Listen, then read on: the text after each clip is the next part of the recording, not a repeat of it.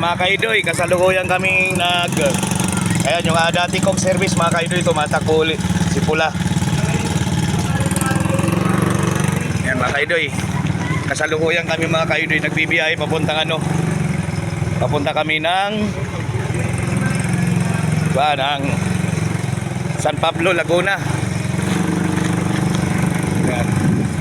Ayan mga kaidoy, ito na. Ayan si Pula, yung dati kong service mga kaidoy, yung ilang bisis gumano ng Samar. Ito yung aking driver ngayon. Ayan. Ayan.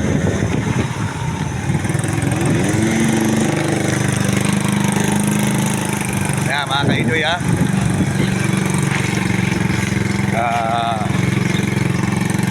Kami ngayon ay papuntang San Pedro, Laguna. Nandito na kami ngayon sa Baras, Rizal. Ito ang Barangay Pinugay.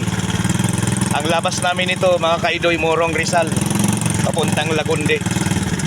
Tapos dire-diretso na kami nito mga kaidoy, dadaan kami ng Tanay, dadaan kami ng Pililya, dadaan kami ng Mabitak.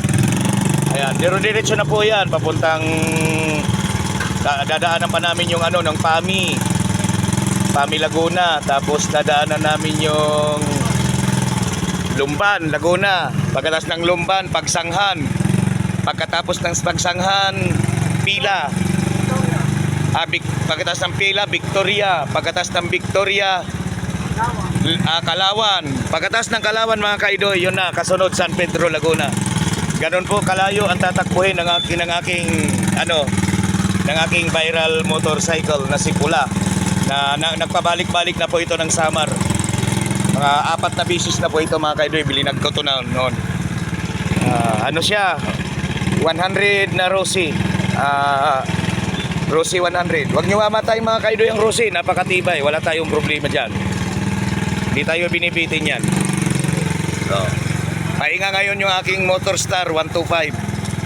Kaya wag natin iisipin na pag sinabing China, mahina. Nasa pagmi-maintenance lang yan. Ngayon, kung kahit ang motor mo ay branded, kung hindi ka marunong sa maintenance, niloloko ka lang ng mga mekaniko, ay wala ring kwenta. Kailangan, kahit China, basta dadali mo siya sa tamang manggagawa, na ayusin talaga ng maayos ang iyong sasakyan. Sige, bye-bye mga kaidoy.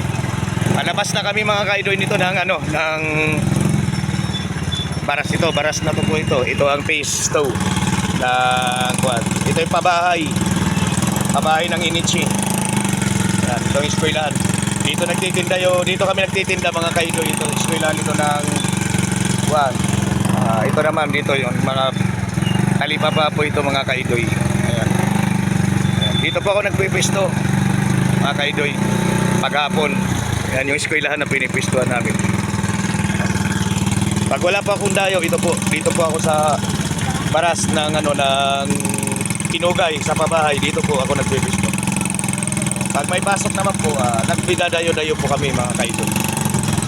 Bye bye po mga kaidoy.